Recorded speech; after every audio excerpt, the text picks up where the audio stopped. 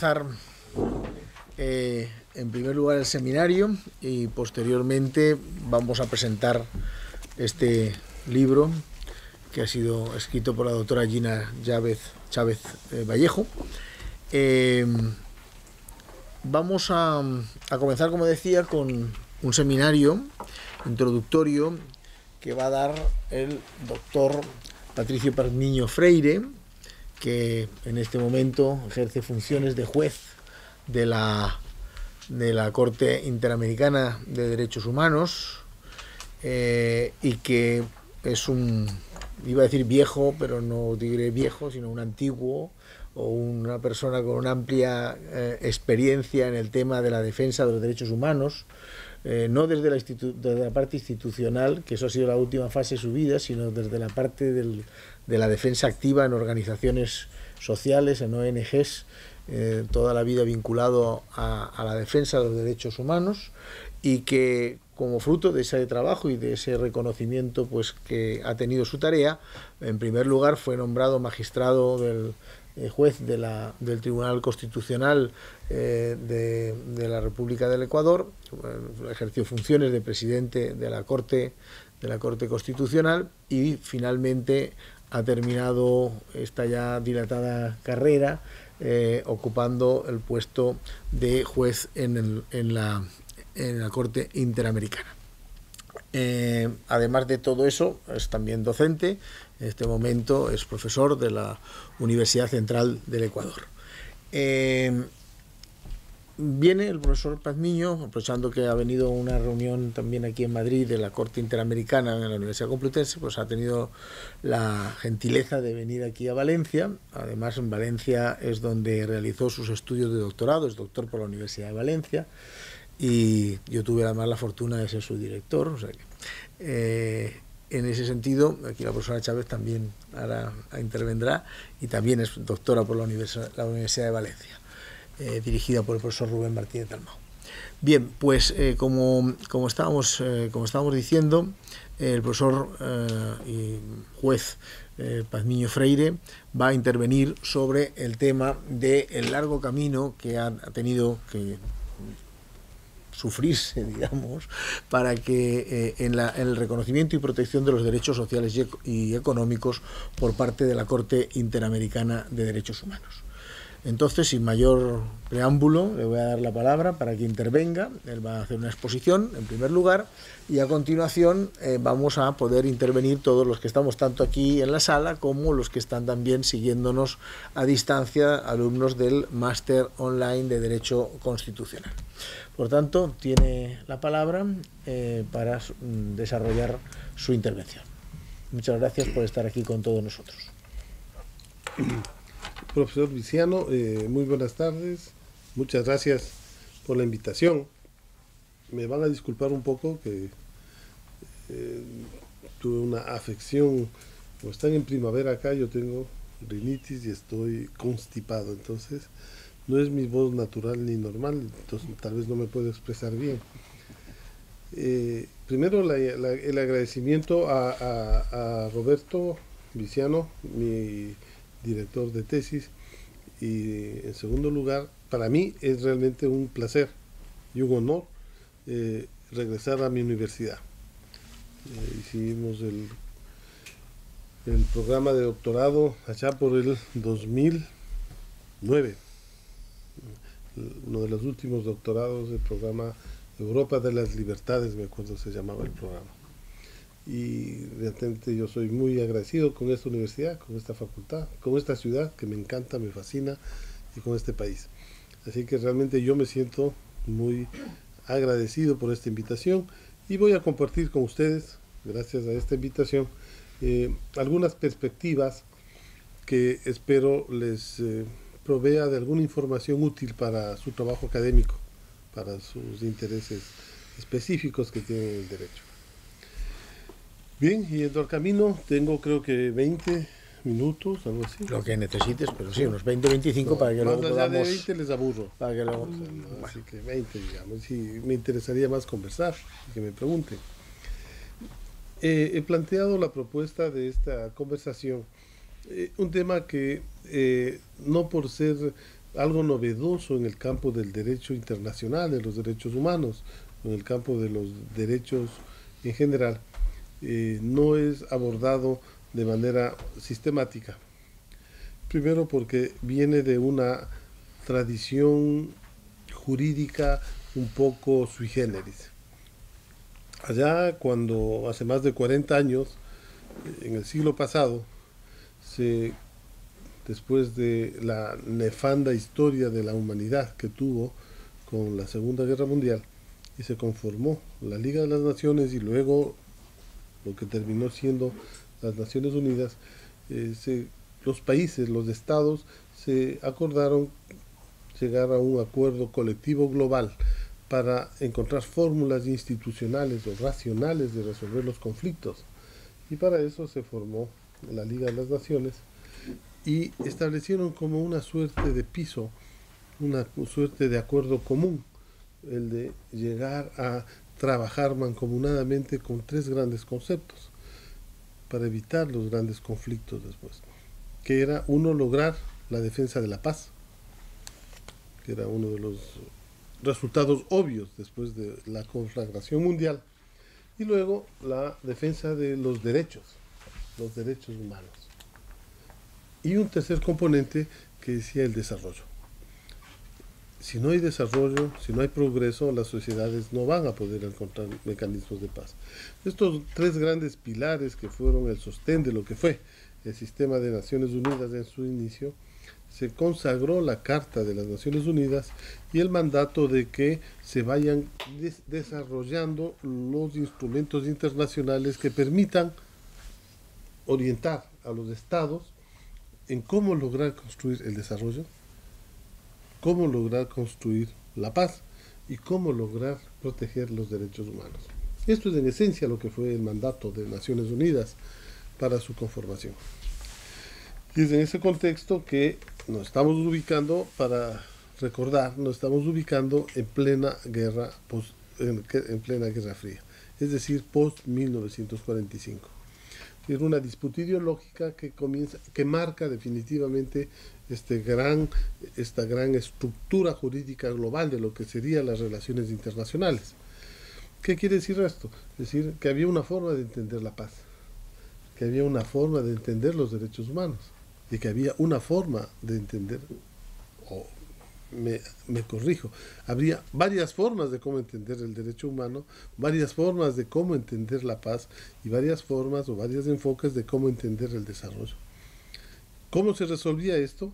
Básicamente como se resuelve en los procesos democráticos, por quien ejerce mayorías, por quien tiene mayores capacidades de decisiones, y entonces se establecía un parámetro teórico y conceptual o dogmático de lo que debería entenderse lo que es la paz. Estos tres grandes conceptos entonces marcan, a partir de la Segunda Guerra Mundial, un gran parteaguas en la cual la sociedad, el mundo se desarrolla. Me encantaría hablar de los otros conceptos, pero me voy a concretar en lo que fue el campo de los derechos humanos. En el campo de los derechos humanos, este conflicto ideológico y político que se daba en la época marcaba una gran diferencia en lo que era la disputa de Occidente con los países no occidentales. Y se establece como uno de los grandes paradigmas en el concepto de derechos humanos, una forma de entenderlos a los derechos humanos, una forma de cómo organizar estos derechos humanos. Básicamente, organizarlos a través de lo que son conocidos y que se instituyen luego a través de los protocolos, a través de los mecanismos internacionales, como los grandes derechos civiles y políticos. El mandato de la Asamblea General es crear, el mandato fundacional es ordenar, crear un protocolo internacional que garantice y proteja los derechos humanos. Pero este mandato se somete a la disputa política de la época, y obviamente que en esa disputa política e ideológica prima el concepto de los países que tenían hegemonía en ese momento y establecen, bajo criterios estrictamente inherentes a una forma de entender la realidad, que los derechos humanos son aquellos derechos que están ligados a los derechos, ¿cómo se les estructura? Y ustedes deben haber conocido como derechos de primera generación. Luego los llaman aquellos derechos de segunda generación, luego de tercera generación y hasta unos de cuarta generación. Pero en realidad lo que llega a consagrarse después de 1949 es un protocolo y un pacto internacional de derechos civiles y políticos, el correspondiente estructura organizativa, los correspondientes órganos jurisdiccionales que tienen que encargarse de asegurar la vigencia y la permanencia y la protección de este tipo de derechos, que tiene que ver básicamente lo que se conoce como los derechos de libertad. No, los derechos de la libertad, los derechos civiles y políticos, los derechos a la vida, los derechos de la integridad de las personas, los derechos a la libertad de asociación, los derechos a la libertad de opinión, es decir, aquellos derechos que están íntimamente ligados con los derechos individuales del ser humano. Y esa estructura organizativa internacional se consagra en pactos, en organismos y en instancias, y obviamente genera toda una cultura de diálogo, de discurso y luego de práctica y de jurisprudencia y de fallos que van consolidando una noción y un concepto de lo que son los derechos humanos. Y se los caracteriza básicamente como aquellos que son susceptibles de ir ante las cortes. Son derechos humanos, por lo tanto, aquellos que, siendo demandados su violación, pueden ser susceptibles de ser traídos ante un juez o ante una judicatura. Y eso se les llama derechos justiciables. Esta justiciabilidad de los derechos, entonces, se consagra en el pacto internacional a través de la conformación de estos instrumentos que permiten que mis derechos violados puedan ser llevados ante un tribunal nacional o ante un tribunal internacional. Y eso le caracteriza como tal a un derecho humano. Pero esta ficticia división obviamente no respondía a la naturaleza intrínseca de los derechos. No respondía ni siquiera, y esa no es mi hipótesis, eso es un hecho fáctico, eso es una discusión que consta en las actas de los debates de la Asamblea General de Naciones Unidas, de la propia Liga de las Naciones. No era ese el sentido originario de la defensa de los derechos.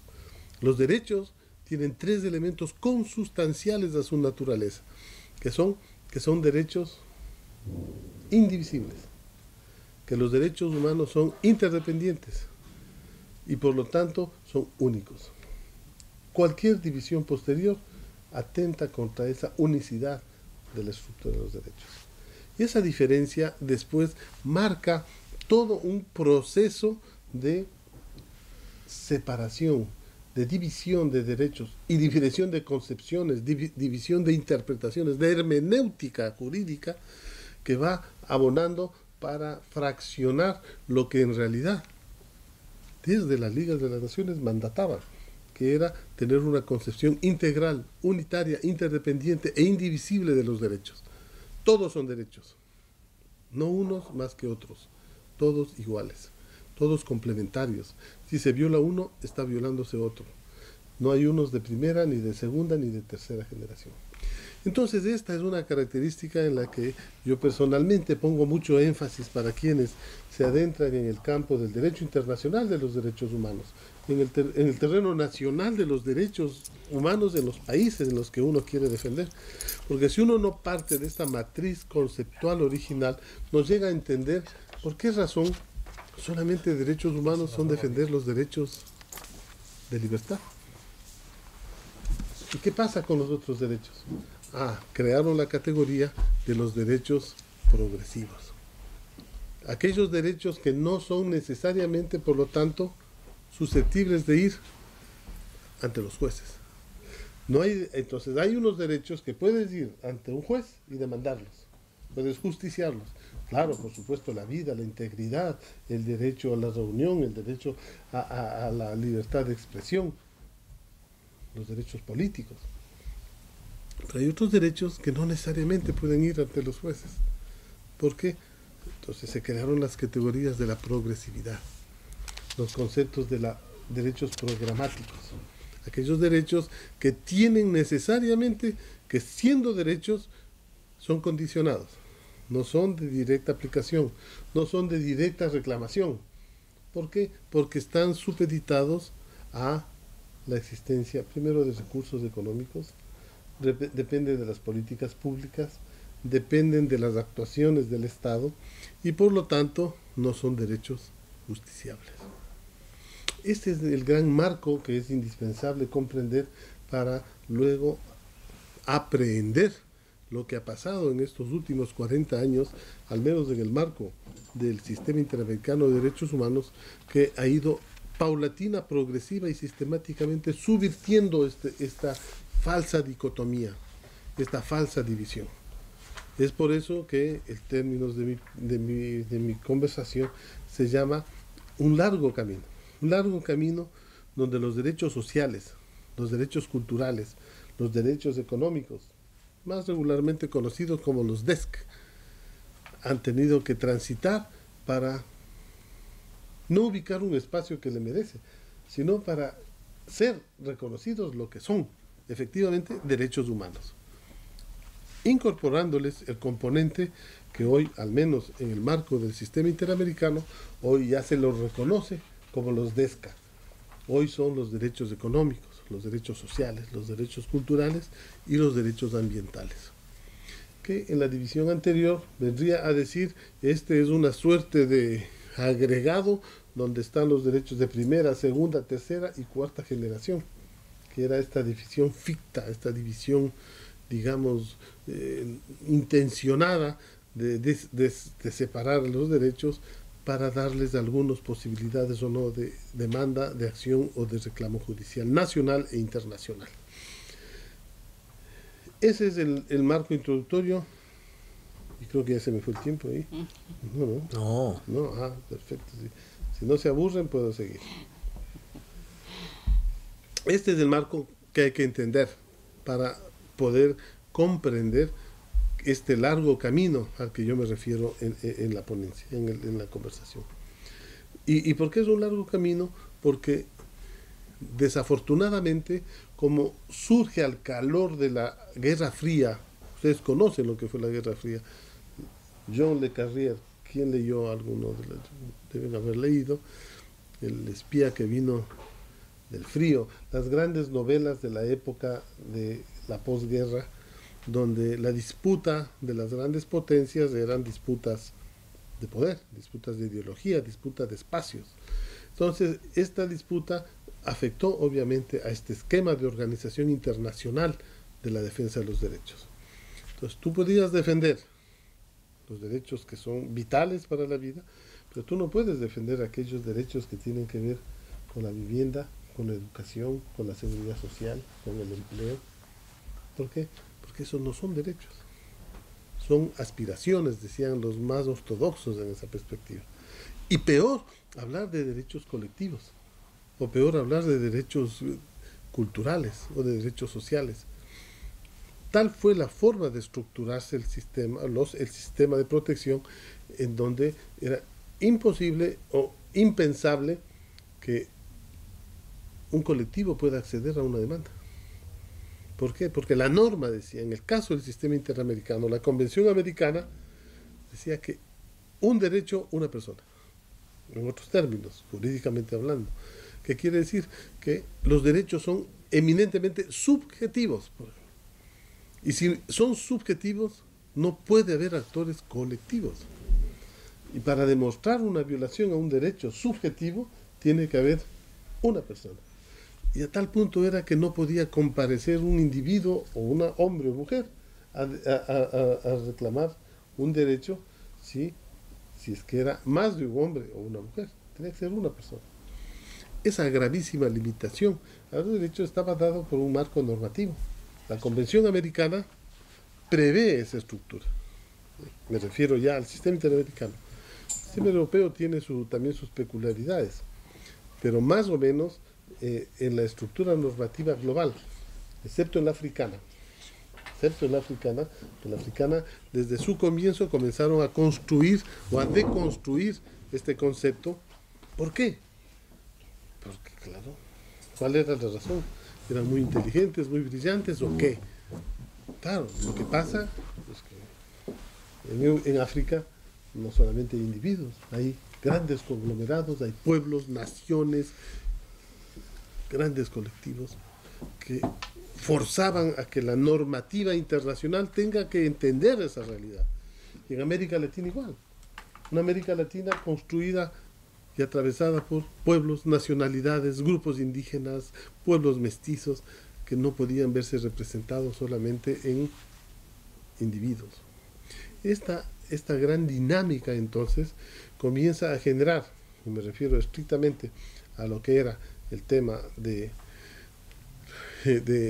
sistema interamericano, comienza a generarse afortunadamente y como debe ser, porque en mi perspectiva, más allá de la voluntad legislativa, más allá de la voluntad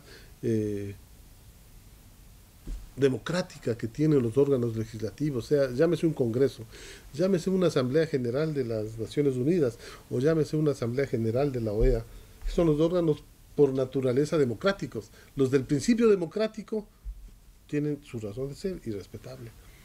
Pero resulta que ese principio democrático que se expresa con votos no necesariamente representa la realidad. Y la realidad va demostrando que es cambiante, que debe ser entendida y modificada y adecuada la norma a eso. Y cuando no hay normas que respeten o representen esa realidad, pues les corresponde a quienes tienen la facultad de interpretar, la facultad de resolver y sentenciar, adecuar esa norma a la realidad. La Convención Americana para la Defensa de los Derechos Humanos tenía el logotipo de la posguerra, que era razonable y real. Para esa época no eran reconocidos los derechos colectivos, no había los indígenas, no había los afrodescendientes, no había derechos de las personas con discapacidad, no había personas que reclamaban diversidad de género, no había personas que reclamaban diferencias sexuales. Es obvio. Es una convención anacrónica en ese contexto. Y esto también vinculado a los derechos fundamentalmente de pueblos y nacionalidades indígenas. Estaban invisibles en ese contexto.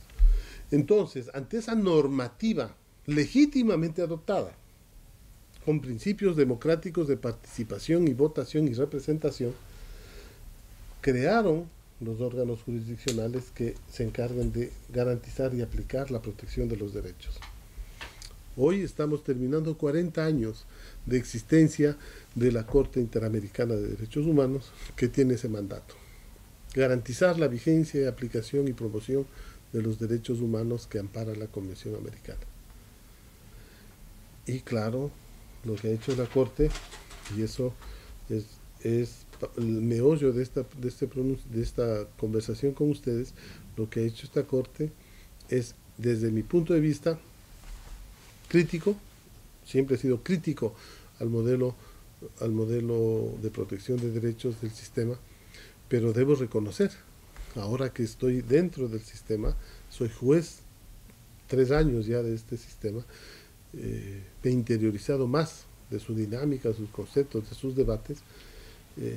Hoy destaco y valido de la composición diversa y diferente que han tenido las juezas de esta corte, pero donde han logrado conectarse de una manera supremamente inteligente con estas realidades de la región y del sistema interamericano. Nosotros encontramos ya desde los primeros años de conformación de la Corte Interamericana que esta disputa entre los derechos civiles y políticos ya permea el debate jurídico en la Corte. O sea, desde los albores de la Corte Interamericana ya comienza a debatirse, pero no por la academia, no por los juristas litigantes, como siempre debe ser. Comienza a tratar de modificarse esa realidad por los actores, por las víctimas. Es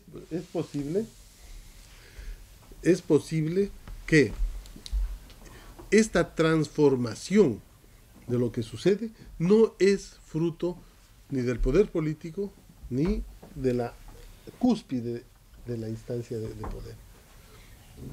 ¿Me detengo? No, no, sí, sí. Está grabándote aquello. ¿Sí? Sí. Necesito un vaso de agua. O sea, Sigue grabando. ¿Sí? ¿Está bien? Sí, lista verde. Sí, sí.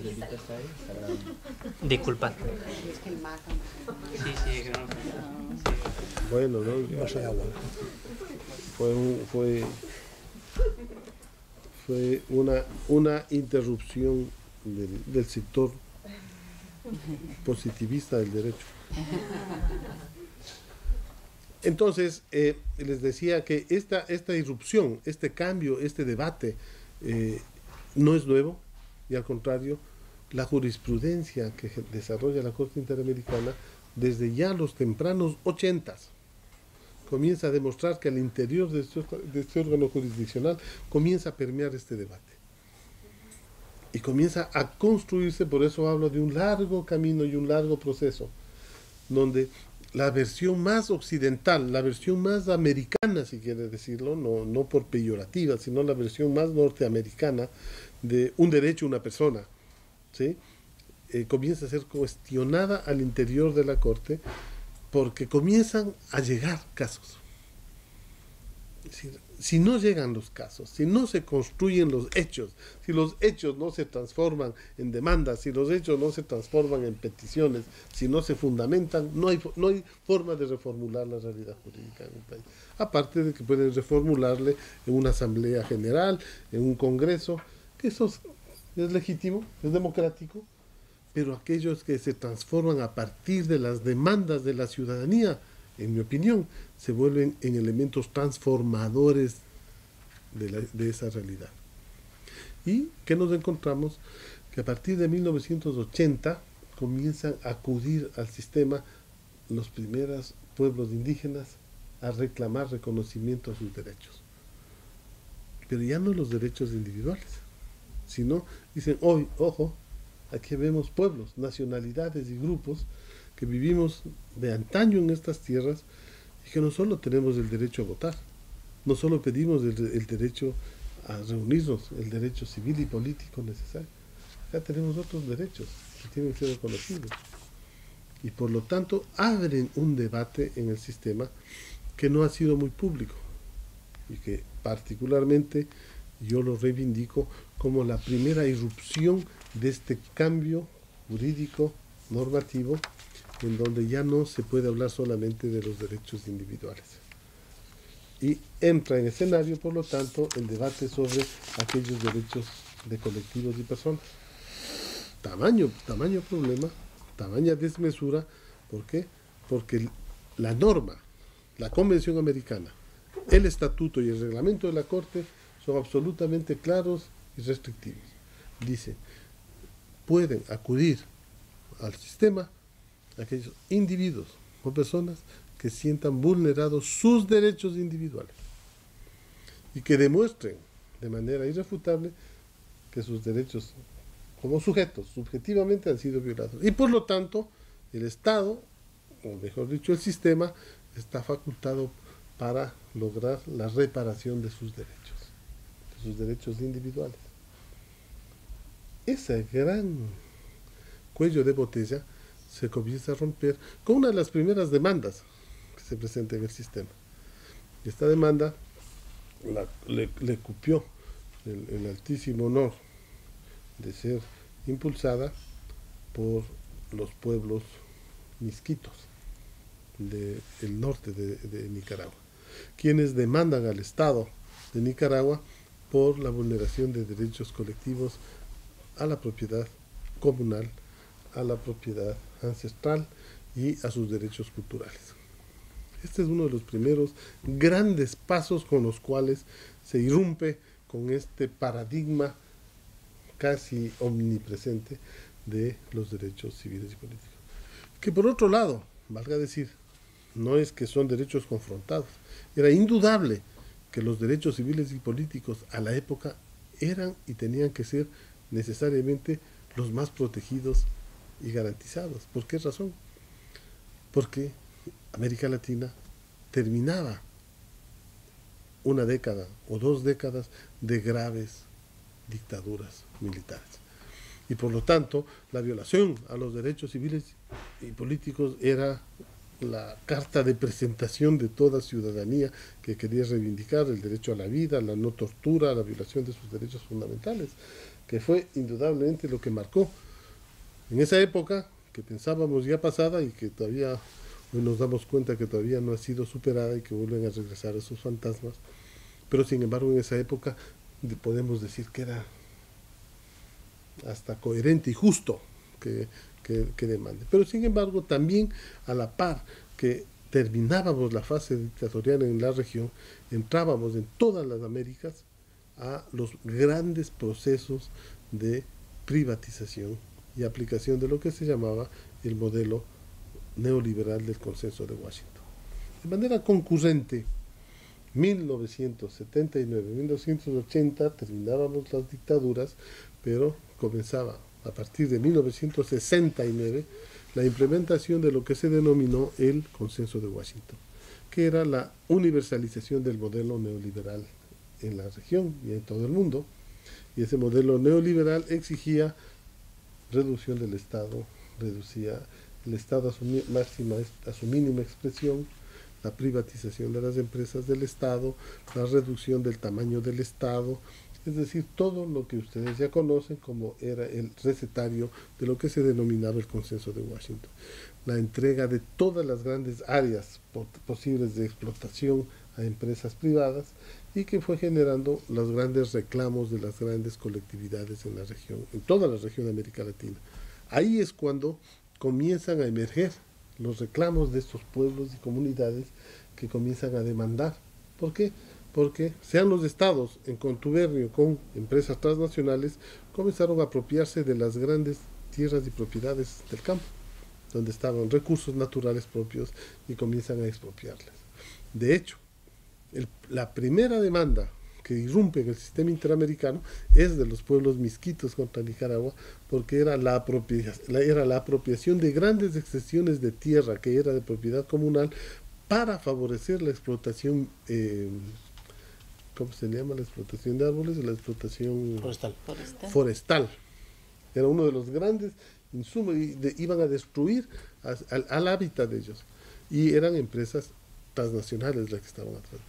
Entonces, miren ustedes cómo confluye esta implementación de un proceso de modelo de dominación neoliberal, de implementación del gran proceso de privatización de todo lo público para lo privado, con esta emergencia de las demandas que surgen en Nicaragua. Esa fue la primera demanda, y es así entonces que tenemos, ahora sí creo que voy a terminar un poco, profesor, para ver si hay preguntas. Sí. ¿No? ¿Puede ser? Entonces, estas demandas que arrancan en 1980 generan un cisma en el modelo jurídico de la época y comienzan a incorporar conceptos, hermenéutica, interpretación y doctrina que enriquece al sistema interamericano más allá de lo que era conocido como los derechos civiles y políticos. ¿Por qué razón?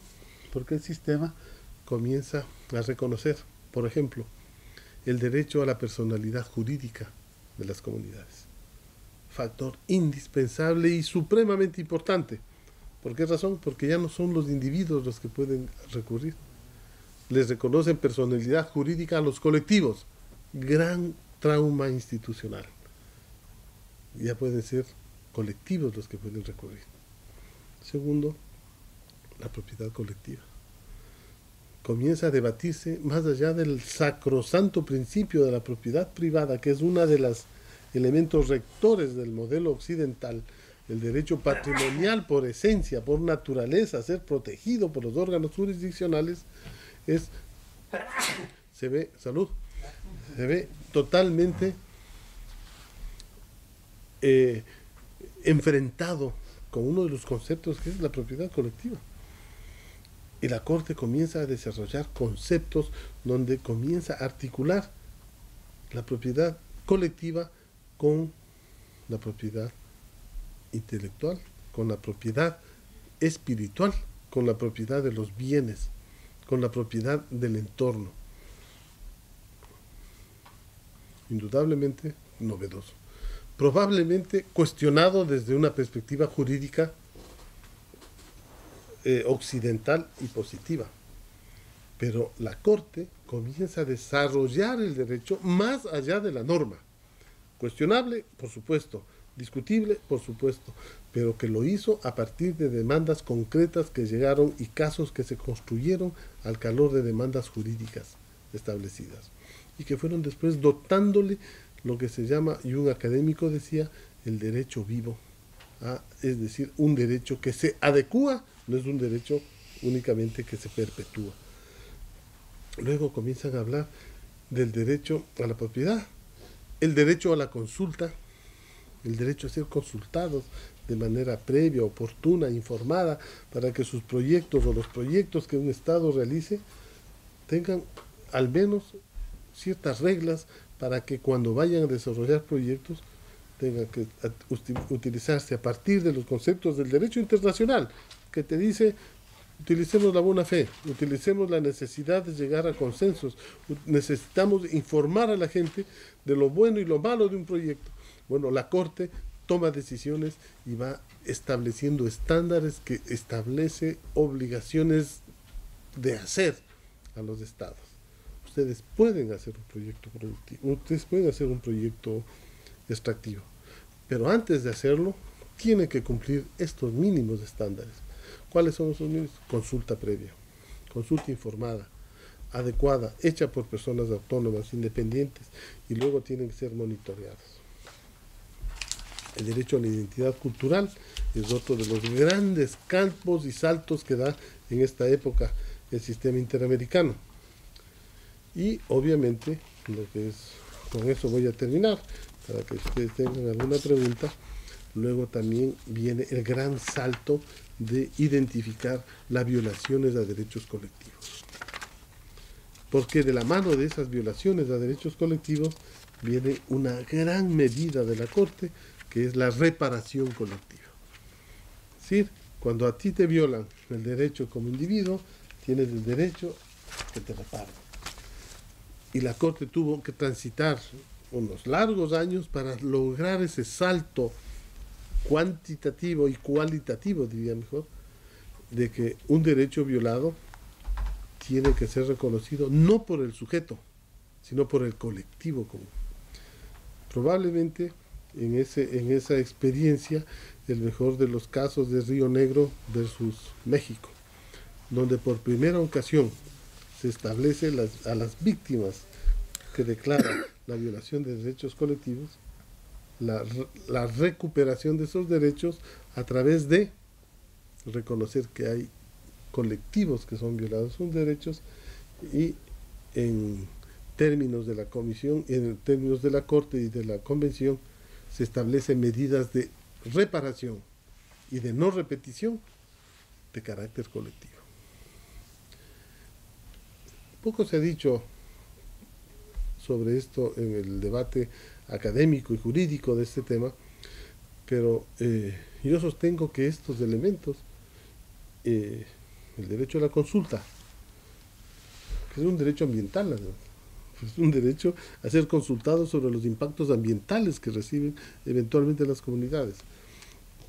Los derechos a condiciones de vida adecuadas para los individuos están más allá de lo que los tradicionales DESC reconocían como derechos económicos y sociales.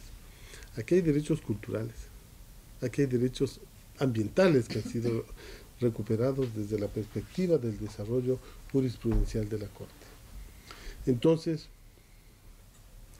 quisiera concluir, profesor Viciano, señalando que estos elementos centrales que podemos detectar en múltiples sentencias a partir de 1980, como les dije, comenzando con los Misquitos versus Nicaragua. Luego tenemos los casos de los pueblos Zamoc Caché. Si hay algún paraguayo o paraguaya, me disculpa, pero los nombres son bien complicados.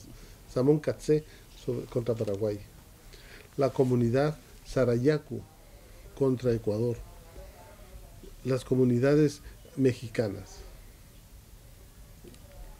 mujeres indígenas de Guatemala, las comunidades guatemaltecas de comunidades indígenas contra Guatemala, han ido construyendo un nuevo decurso de lo que es hoy en el sistema interamericano una nueva concepción de los derechos culturales, los derechos ambientales.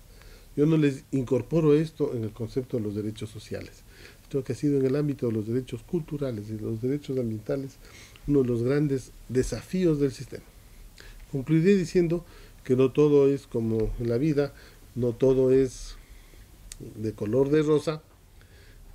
Esto no está exento de problemas, no está exento de grandes desafíos, porque también la Corte termina en algún momento, por acción o por omisión, sustituyendo uno de los componentes sustanciales del principio democrático, que son también las obligaciones de hacer de los estados democráticos. Es decir, el desarrollo de políticas públicas, que está muy ligado a lo que es la defensa de los derechos sociales. Este es uno de los grandes desafíos que tiene el sistema interamericano o las cortes en la región. Es decir, cómo no incurrir en la sustitución de la obligación constitucional, normativa, local de un Estado para desarrollar las políticas públicas, pero cómo lograr que esas políticas públicas nacionales se adecúen a los estándares internacionales que garanticen la vigencia de derechos. El gran desafío para el sistema, eso es lo que termino en mi trabajo hablando como desafíos para la Corte y en la defensa y protección de derechos, es cómo construir en acuerdo con los estados mecanismos y estándares que permitan efectivamente dar cumplimiento a estos derechos que son de carácter prestacional, de carácter público y masivo, y que creo que ese cumplimiento de estándares será un poco un límite a la Corte también para no rebasar el ámbito de cumplimiento de obligaciones que son generalmente atinentes a los estados, pero que tampoco les dejen el libre albedrío, y que la construcción de estándares por lo menos deberíamos sujetarnos a aquellos principios generales que hoy están contemplados en el programa 3030, por ejemplo, de Naciones Unidas, o la construcción de estándares de verificación y cumplimiento de derechos sociales que vayan ayudando a los estados a cumplir de mejor manera estas grandes metas que tienen que cumplir con los grandes colectivos. América Latina es una sociedad, es un país donde el 70-80% de su gente vive en el campo y son campesinos e indígenas generalmente, y estos grandes conglomerados que en el ámbito de los derechos sociales y culturales, que han tenido un reconocimiento importantísimo en la jurisprudencia de la región, tienen el gran desafío de cómo incorporarse en los planes, programas de desarrollo nacional, no desde una sentencia de la Corte, aunque lo hemos hecho. Hemos llegado a eso, la Corte ha llegado a eso, pero sabemos que es muy difícil de cumplir, porque los estados al final hacemos verificación de cumplimiento de sentencias y pasa un gobierno que sí quiere cumplir, viene otro y no quiere cumplir. Es un gran déficit el cumplimiento de este tipo de sentencias. Sin embargo, ojalá podamos ir ajustando un cumplimiento de sentencias en este tipo de derechos que son colectivos, sociales y ambientales, construyendo estándares de cumplimiento más de carácter global. En eso Naciones Unidas ha avanzado bastante. Ya hay estándares de verificación de cumplimiento de los derechos económicos, sociales y culturales, y creo que para concluir, en la Corte tenemos, al menos yo estoy muy involucrado con esa perspectiva, que queremos construir sentencias que vayan de la mano de estándares de efectivo cumplimiento de estos derechos de carácter colectivo, social y ambiental. Muchas gracias. Pues muchas gracias, profesor Partiño, y juez Balmiño también. Y vamos a abrir un turno, si queréis, de intervenciones, tanto los que están siguiéndonos a distancia como los que están aquí presentes.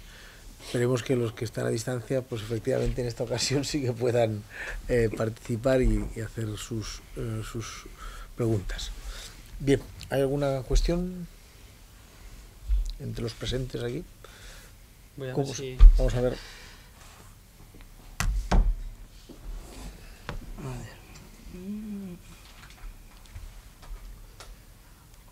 momento no. Bueno, perfecto.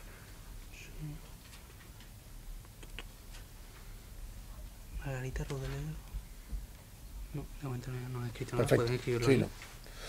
Bueno, si hay alguna intervención lo podéis estar escribiendo también en el chat y lo podemos leer para que pueda participar el profesor. Bueno, pues ahí hay... Muy bien, adelante. ¿Cuáles son los mecanismos que tiene contemplado la Convención Americana para, o como medidas cautelares para que un Estado cumpla, por ejemplo, una condena económica que se le impuso por parte de la Corte? ¿Cómo es ese mecanismo? Al ser un organismo de carácter internacional, la Corte está sujeta a principios generales del derecho internacional. Y uno de los principios generales del derecho internacional es la buena fe. Es decir, nosotros no somos un organismo que cuente con capacidad de imperium de sus decisiones. Es decir, no tenemos una policía interamericana, no tenemos una cárcel interamericana para ordenar. Es decir, carece de imperium, pero se basa primero en términos, digamos, de carácter general en este principio del derecho internacional, de la buena fe. Se entiende que los estados que asumen libre y soberanamente y se someten a la jurisdicción de la Corte, bueno, así lo han hecho con la aprobación de sus respectivos congresos, etcétera, se someten y deben cumplir. Esta es la Convención de Viena del 69, habla claramente en la interpretación y aplicación de los tratados es del principio de buena fe. Sin embargo, los seres humanos no solamente estamos sujetos a esos deber ser, y siempre hay ciertos mecanismos que pueden ayudarnos a presionar. Entonces, lo que nosotros tenemos como mecanismo convencional y como mecanismo estatutario y reglamentario es el mecanismo de verificación y cumplimiento de sentencias. Es decir, en este periodo, al menos en el que yo soy parte de la Corte, hemos desarrollado con mucha intensidad. Lo han hecho otras composiciones de la Corte, pero en este nos hemos preocupado de darle mucha vida al mecanismo de verificación de cumplimiento de sentencias.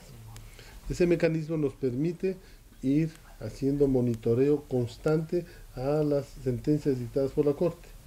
Hacemos visitas in situ a los estados, a las localidades, y obviamente que la Corte va a un estado y es una situación bastante compleja porque tienen que ir todas las autoridades involucradas, exigimos que nos informen públicamente del cumplimiento de las decisiones, por qué no se ha hecho esto, asumen compromisos, generamos una suerte de presión indirecta, pero pública, mediática, que es lo más que podemos hacer, casi hasta moral, para que se sientan obligados a ir cumpliendo. ¿Por qué? Porque además tenemos la realidad insoslayable de que un gobierno dura 4 años y generalmente el que fue sentenciado hace 10 años y eso ya no como que no quieren asumir esa carga. Entonces tenemos ese mecanismo que es la verificación y cumplimiento de sentencias, que además nos permite ir precisando de mejor manera aquellas actuaciones que no han sido debidamente resueltas. Y como un extremo, en el extremo de esta verificación y cumplimiento, tenemos el artículo 65 de la Convención Americana, que nos faculta a presentar en el informe anual que realiza la Presidencia de la Corte a los estados que han incumplido sentencias de la Corte. ¿Qué es esto? Es igual, es un llamado de atención moral y público a nivel interamericano. En la Asamblea General de la Organización de Estados Americanos hay un acápite donde se presentan los estados que están incumpliendo las sentencias de la Corte Interamericana. Es decir, eso de alguna manera también sirve como un elemento de acicate, de requerimiento, de cumplimiento.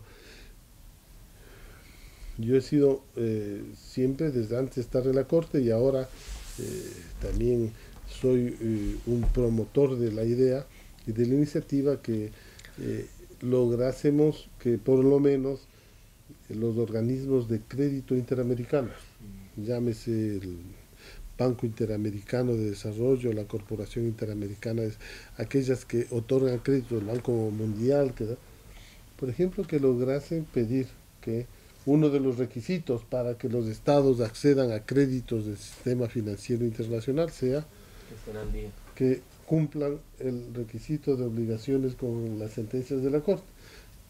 Bueno, pero eso ya es un sueño académico nada más. Esperemos que algún día se cumpla, pero eso podría ser muy interesante. Y lo digo que eso lo trabajamos intensamente cuando yo estaba fuera de la Corte y era parte de movimientos de derechos humanos civiles, que se demandaba que pues podría ser un mecanismo interesante. Y ahora estoy como juez, creo que sí, podría ser muy interesante, aunque ya el que salga el nombre de tu país como incumpliendo derechos, sentencias de la Corte Interamericana, ya al interior del país ya les ponen problemas, porque la oposición, la gente interna, ve que su Estado está quedando como remiso de obligaciones internacionales. Hasta ahí es donde llegamos. Claro.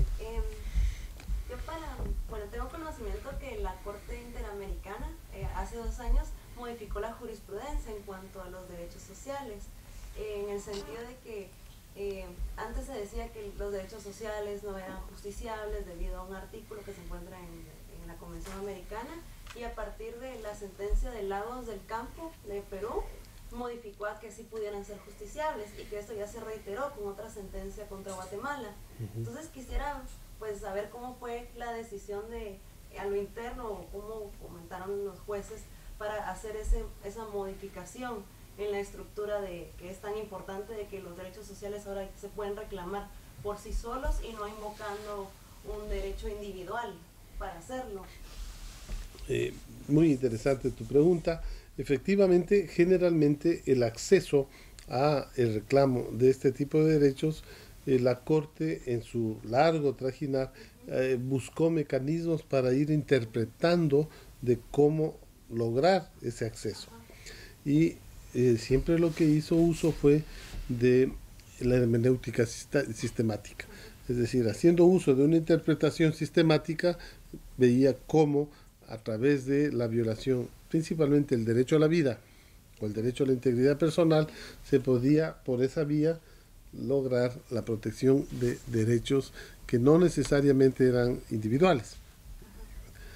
En Lagos del Campo es uno de los primeros decisiones en la que yo participé también como juez, y efectivamente es uno de los primeros saltos hermenéuticos sustanciales que da la Corte, en la cual ya se establece como primer mecanismo de acceso directo es a la violación del derecho, el artículo 26. Esta violación todavía no queda totalmente cubierta en Lagos del Campo. ¿Por qué razón? Porque el caso no nos permitía argumentar suficientemente, pero ya abrimos la puerta para que se pueda razonar sobre la posibilidad de ingresar. Es realmente el caso Poblete Vilches contra Chile el que realmente marca ya el antes y después en el sistema interamericano, y permite a que los ciudadanos que puedan argumentar la violación del derecho a la salud directamente como derecho vulnerado puedan acudir a las Cortes Nacionales o a las Cortes Internacionales como vulneración directa. El caso Poblete Vilches versus Chile es donde de manera tajante la Corte establece como una vía directa de acceso, ya sin argumentar el derecho a la integridad de la persona o la violación del derecho a la vida. Entonces fue Lagos del Campo, Poblete Vilches, son los dos casos emblemáticos por los cuales definitivamente queda establecido, y me precio de ser parte de esta composición donde hemos dejado un precedente jurisprudencial donde ya el acceso a la violación de los derechos sociales hoy tiene una vía directa de acceso que deberá ser primero obviamente agotada a través de esa misma argumentación en el sistema de las Cortes Nacionales, porque ya la Corte Interamericana ha establecido un precedente que hay posibilidades de acceder directamente apelando a la vulneración del artículo 26 de la Convención Americana. Así que sí, esa vía ya está expedita. ¿Alguna cuestión más? Claro. Sí. Bueno, soy de Panamá. Buenas tardes y gracias por estar aquí. En Panamá tenemos, bueno, parte de mi tesis doctoral, en un caso que me preocupa, es que los pueblos indígenas no tienen la manera de presentar denuncias por discriminación racial. Ya sabemos todas las vías, ¿no?, que se han presentado en cuanto a daños, afectaciones ambientales, todo eso, ¿no?, por invasión de las hidroeléctricas y demás. Pero el tema que me preocupa es que en el país no hay una normativa en que se acepte una denuncia individual por cada persona que sea víctima de discriminación racial como tal. He visto de la forma de que puede haber una discriminación estructural, pero no se acepta, incluso está estipulado y en algunos informes que se ha recogido de la Corte Interamericana, de que no se acepta como tal de que exista discriminación en el país. Entonces me gustaría saber si hay algún fallo, una sentencia o qué alternativa se puede proponer en este caso para que las personas sepan que tienen un medio y para movilizarse y exigir ante el país para que sean reconocidas las denuncias de forma individual por discriminación racial a poblaciones indígenas y negras. Bueno, en realidad, si hay una de las líneas constantes de pronunciamiento de la Corte que ha ido estableciendo una sólida precedencia y jurisprudencia, es sobre el tema de discriminación. Es decir, y que no tiene que ver solo con la discriminación étnica, es con la discriminación como principio, ¿no? Discriminación por género, discriminación por color, discriminación por condición económica, lo que se llama inclusive la pobreza estructural. Hemos dictado sentencias en las cuales la discriminación como elemento violador transversal inclusive está establecido en sentencias de la Corte. Es decir, hemos desarrollado ya conceptualmente, jurídicamente y doctrinariamente el principio de la discriminación como un factor de agravante de la violación de derechos humanos. Eso ya existe. Lo que generalmente no existe es la apropiación de los actores locales, de las víctimas, de sus representantes, de lo que se llama el enfoque de convencionalidad, ¿no? El control de convencionalidad. Es decir, Panamá, como cualquier otro país o como cualquier otro estado sujeto a la jurisdicción de la Corte, está sujeto al control de convencionalidad. Y por lo tanto, sus jueces, inclusive la norma es muy amplia, dice jueces, funcionarios judiciales y autoridades administrativas están en la obligación de adecuar sus actuaciones a los principios, normas de la Convención Americana. De violarse estas normas, los ciudadanos pueden demandar, agotando la instancia interna, agotando la instancia nacional, constitucional, jurídica interna, pueden ir luego a la Convención, o dependiendo del caso, si hay una grave o inminente violación que es grave, irreparable, inminente, pueden acudir con medidas cautelares a la Comisión Interamericana. Inclusive, siendo pueblos y nacionalidades indígenas que están afectados por potenciales daños que pueden provenir de actividades extractivas, de grandes actividades o proyectos de desarrollo, la Corte dictó una opinión consultiva sobre justamente los derechos de comunidades y pueblos que están cercanos a grandes proyectos en la zona del Caribe.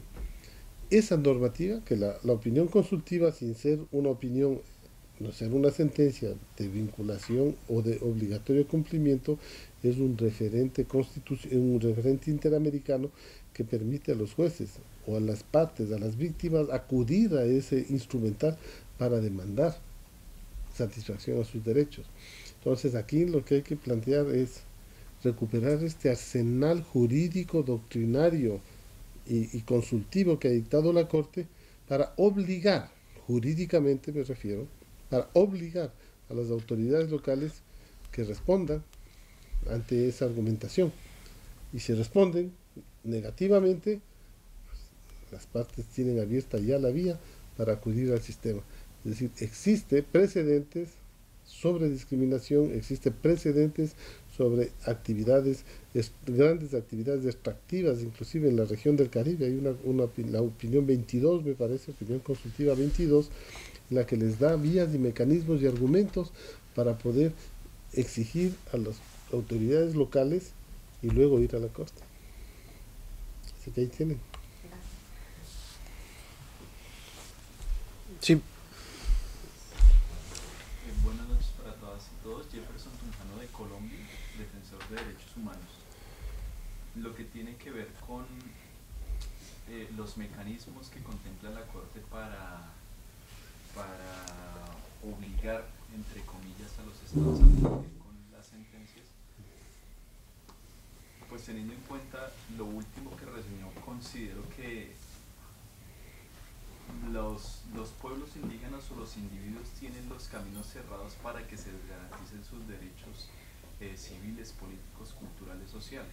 La medida que, como lo decía, agotando la instancia interna, podrá eventualmente acudir al sistema interamericano de derechos humanos.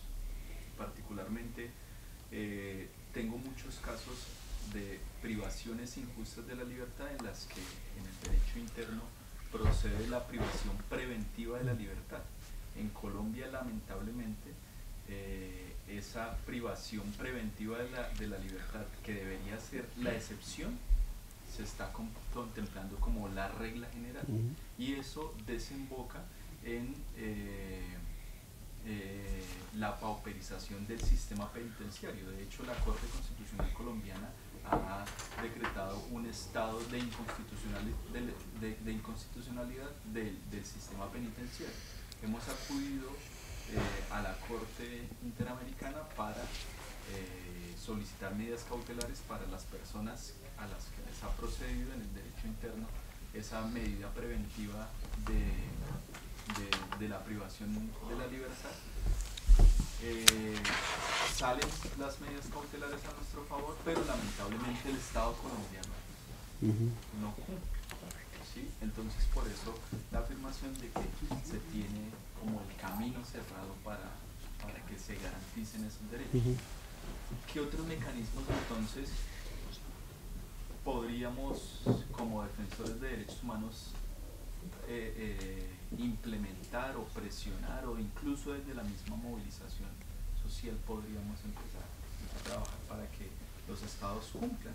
Solo pongo un ejemplo de lo de la privación injusta de la libertad, pero tenemos otros casos de poblaciones afrodescendientes que han sido desplazadas de sus territorios.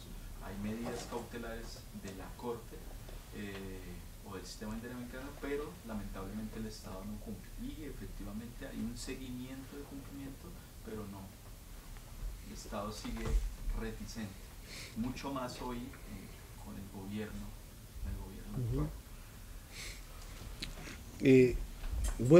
Volvería yo a insistir en dos condiciones. Una, la estructura del sistema primero nos establece que no hay acceso directo a la Corte, que en mi opinión es lamentable. Siempre tiene que llegarse vía Comisión Interamericana. Por lo tanto, hay que plantear la medida cautelar, se la plantea ante la Comisión. Nosotros nosotros solo podemos recibir medidas provisionales, solicitud de medidas provisionales, pero la norma nos limita o nos restringe a que debe ser dentro de casos que estén en conocimiento de la Corte.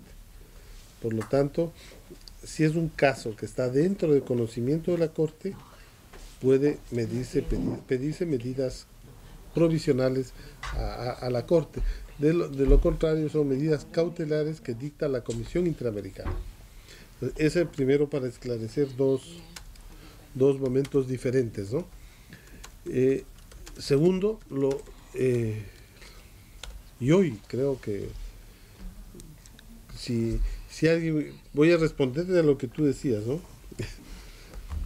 Si nosotros no tenemos la policía interamericana que pueda obligarle a un presidente o meter preso a alguna autoridad que incumpla, pues no tenemos imperium de nuestras decisiones. Pero cada vez, yo creo que cada vez y con mayor fuerza se evidencia que el peso de la información, el peso de los medios, del peso de los medios alternativos, del peso de las redes, se vuelve, pero de una manera casi brutal, casi sin, no diría sin control, sino de una manera impresionante.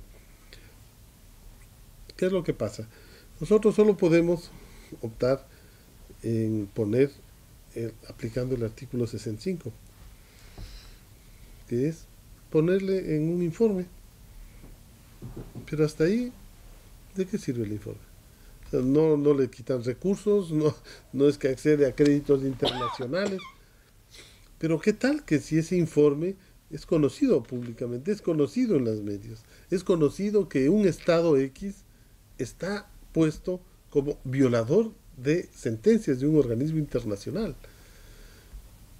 Es decir, los problemas no los resuelven los organismos internacionales. Los estados los resuelven internamente. O sea, los organismos internacionales tenemos claras limitaciones por principios democráticos. La Corte Interamericana, la Convención nos dice que nosotros actuamos de manera complementaria al sistema, que es lo obvio, porque nosotros no podemos ni sustituir a las Cortes Nacionales ni actuar por sobre las funciones de nosotros no revisamos las decisiones de las instancias nacionales. Somos complementarios y coadyuvantes, dice la norma. Entonces, lo que nosotros podemos es favorecer con nuestro razonamiento, con nuestras decisiones y con nuestra actuación para evidenciar, vía sentencias, actuaciones indebidas, actuaciones violadoras de derechos. Mandamos al artículo 65 y eso que va y se lee en la Corte, en la Asamblea General. Eso nos dice, yo también he dicho, estando en la Corte, digo, ¿qué efecto práctico tiene eso? Bueno, el efecto práctico que se le pueda dar. Es decir, si un Estado se precia de salir a decir que tal Estado viola los derechos, pues uno primero tiene que mostrar su carta propia de cómo está pues, en los derechos humanos de su país. Es decir, esa medida pública es la que debe saber cómo la sociedad, los grupos utilizan, ¿no? Han habido muy pocos estados que se incorporan en el artículo 65, porque sí ha surtido efecto. Porque llega el informe y al interior del país, no voy a decir el nombre porque no corresponde, porque es una cuestión que atañe a países con los cuales yo soy juez y yo no puedo emitir opiniones, no me puede desacreditar mi opinión ante cualquier Estado. Se filtra, pero te sale y te dice la oposición X dentro del país le iban a impugnar por incumplimiento de funciones dentro del Congreso Nacional. Decían, usted ha salido, señor, aquí. Y eso iba a generarle un problema interno, pero ya es un problema interno dentro del país. ¿Cómo utilizaron eso? Y eso le sirvió para que modifique, no cumplió el 100%, pero sí cumplió. ¿Por qué? Porque en el país le iban a demandar los sectores opositores que había incumplimiento de funciones, dictada por un organismo internacional. ¿Sí me explico? O sea, en mi país, un funcionario, el más alto funcionario del presidente o cualquier, puede ser destituido si se demuestra incumplimiento de funciones. Es una causal para destituirle. En fin, nosotros hasta ahí llegamos como Corte.